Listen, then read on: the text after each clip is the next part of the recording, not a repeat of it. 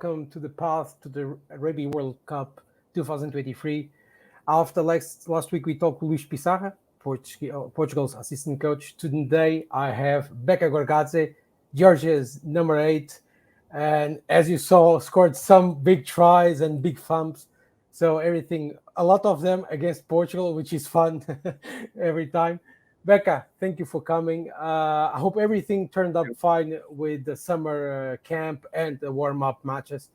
So, what's the feeling inside the Georgian national team? What can you tell us about how these 2 months of hard working pan out? Well, first of all, hello again.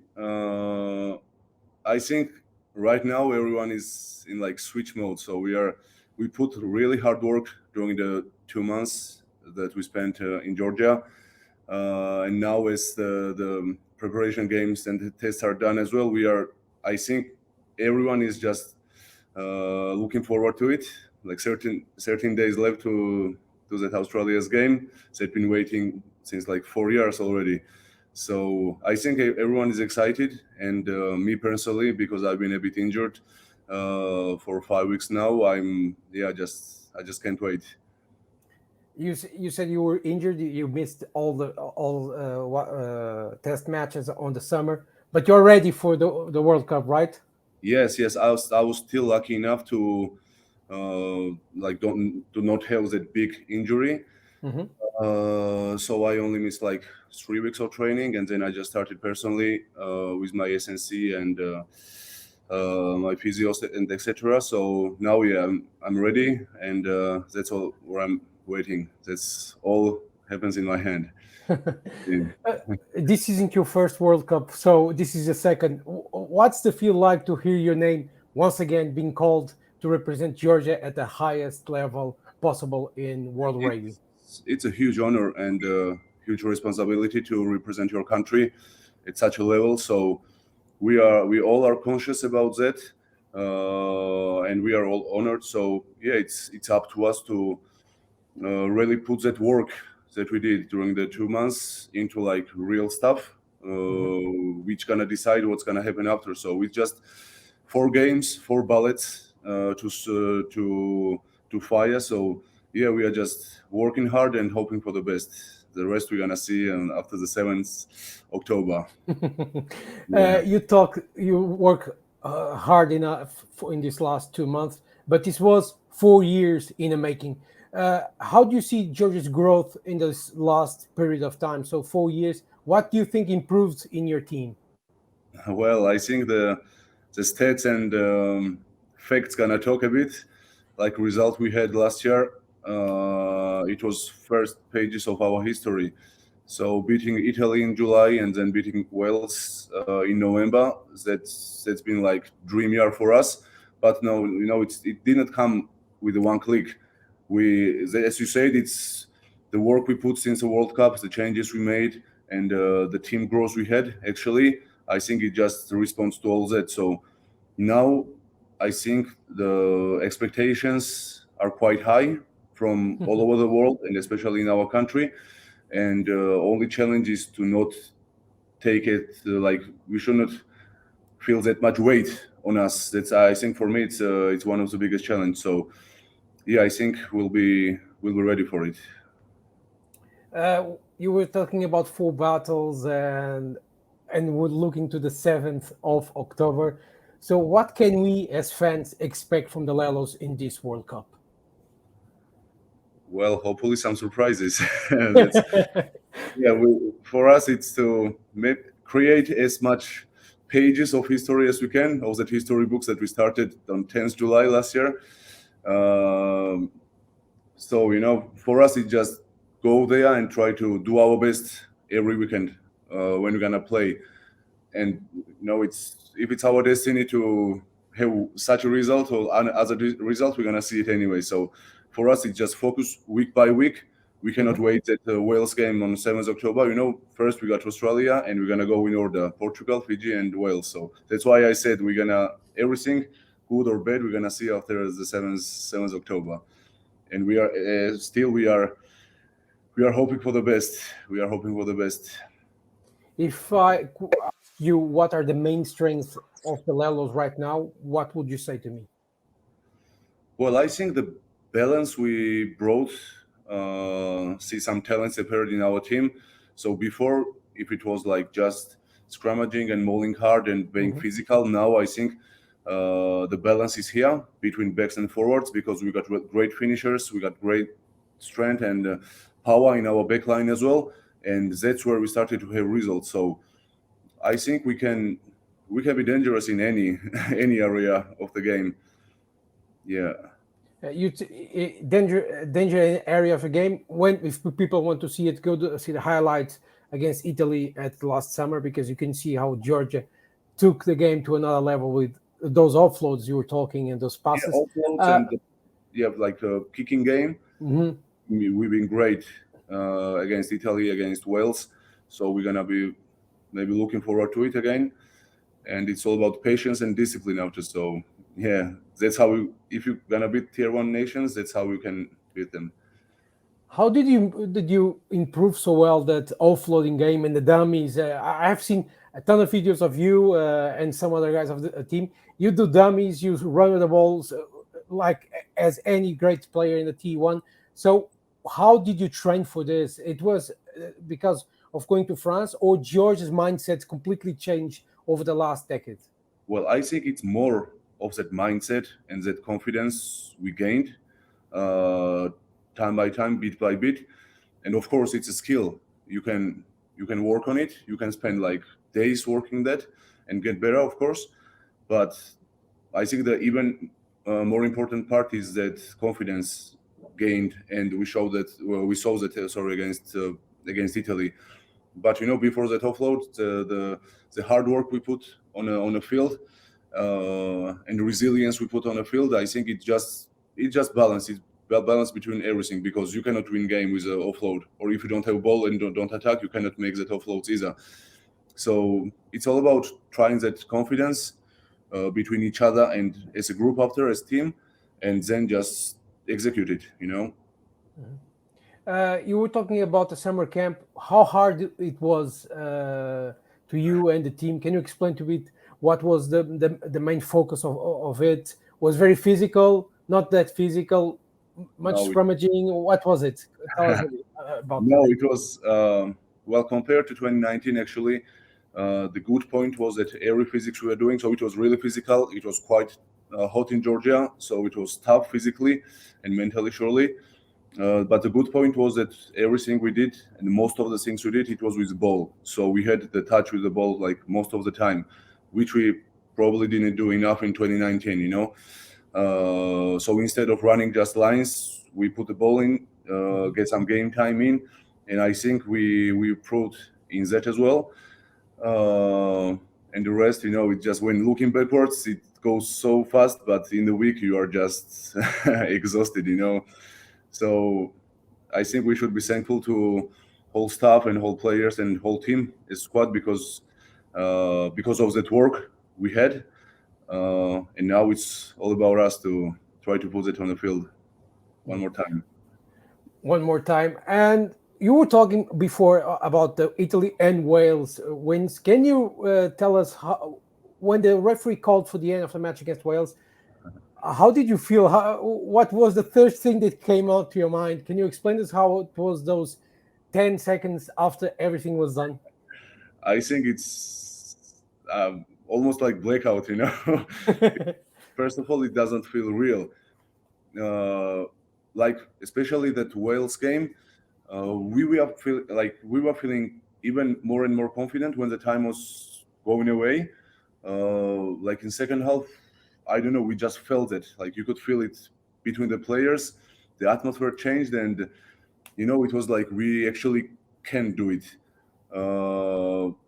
But in the same time, that Italy feeling was like the first. But then first is always unforgettable. So it's just as a whistle goes, it's just trying to actually realize what's going on, what's happening, and it's just pure emotions, pure joy, and pure.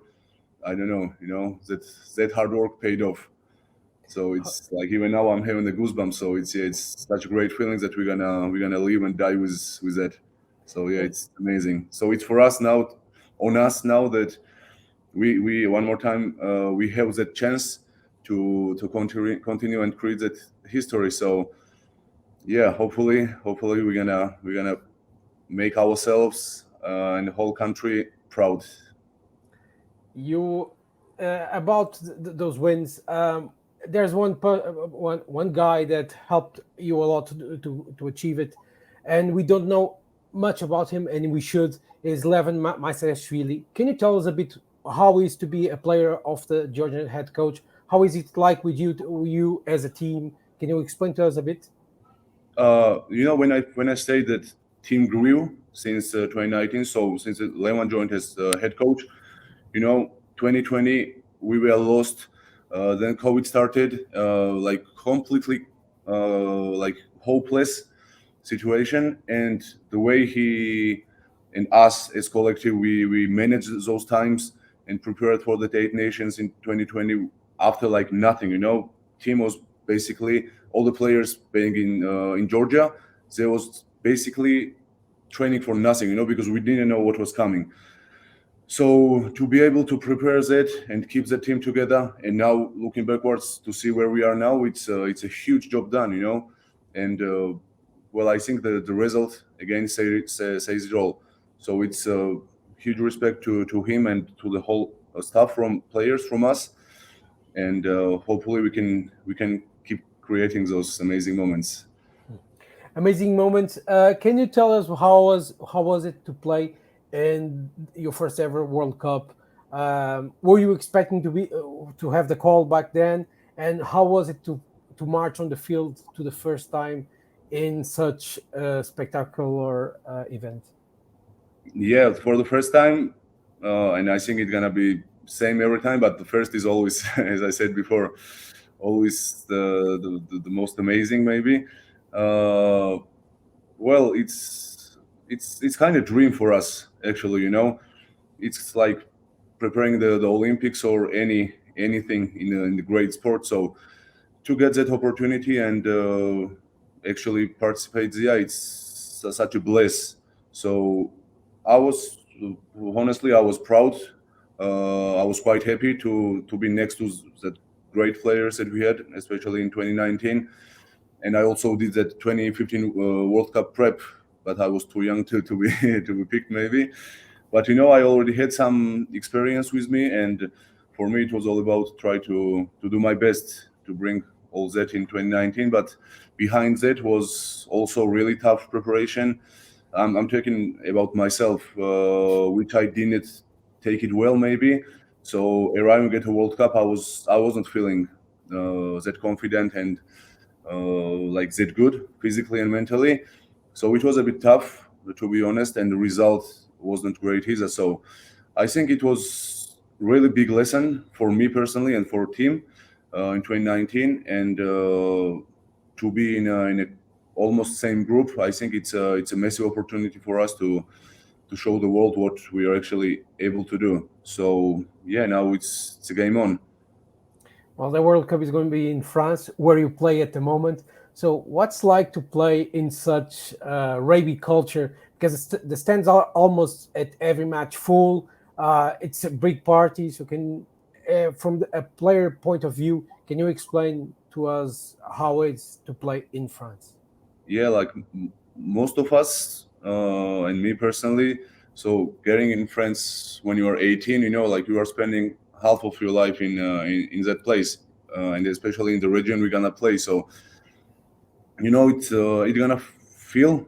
We already know that it's gonna feel like second home, because that's how it is actually. We- the pitch we're gonna play, the stadium we're gonna play in Bordeaux. Like I've played many times there, and Toulouse, and it's gonna feel quite like familiar for us. Then to compare like to Japan, because that was like completely different culture and everything, and here it's like we are on our second home soil. So yeah, we are we are looking forward to it, and also the fans and the friends we have. It's easier to the family to gather in France as well to Japan. So yeah, I think it's gonna be a huge moment.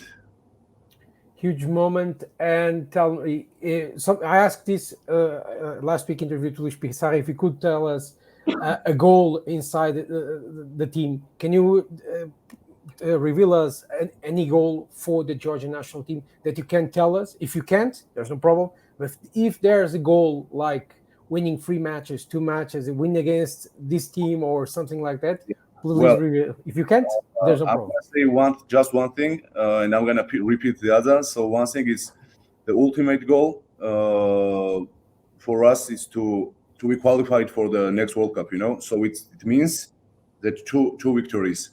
But as I said in the beginning, we got 4 ballots. So let's try to hit that bullseye as much as we can, and we're gonna see. Yeah, we're gonna stay humble. Even though we had that result last year, it doesn't mean anything. It doesn't mean that it's gonna be the same game against Wales or any other team. So I think it's the most exciting pool at the moment, and everyone talks about it. So yeah, it's interesting.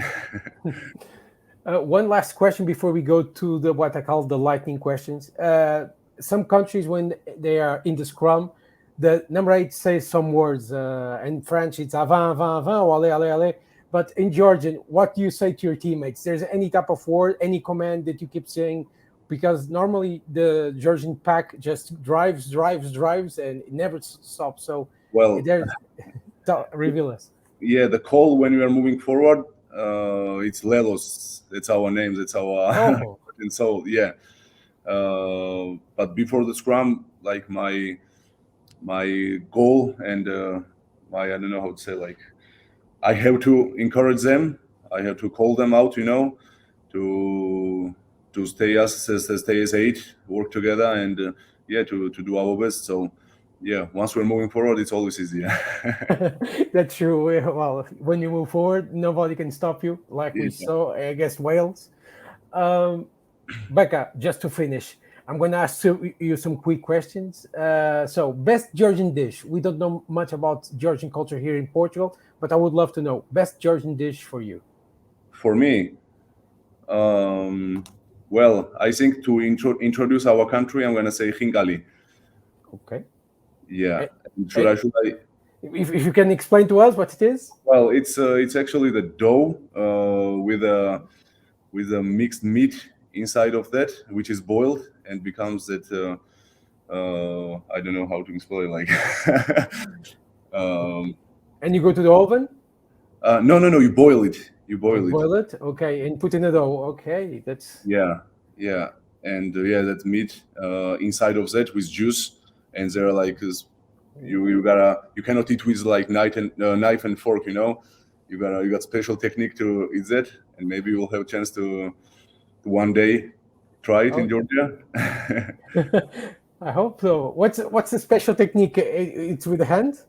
Yeah, so you're basically eating with your hands. So we gotta get a small bite, to try to suck the juice out, because otherwise, if you're just starting it, you're gonna lose it. And I think it was one of the most tasty thing in Hingali. Is it juice? Okay. And then you just go bit by bit with that. So around this dough and with the meat. So yeah, it's just a cool thing. Yeah. Best place to visit in Georgia. Well, me as a mountain lover, I would like to say the region Swaneti, which is amazing. Which I don't know, like there are a lot of places to visit in Georgia, but that region, it's far away from Tbilisi, but once you get there, it's completely worth it.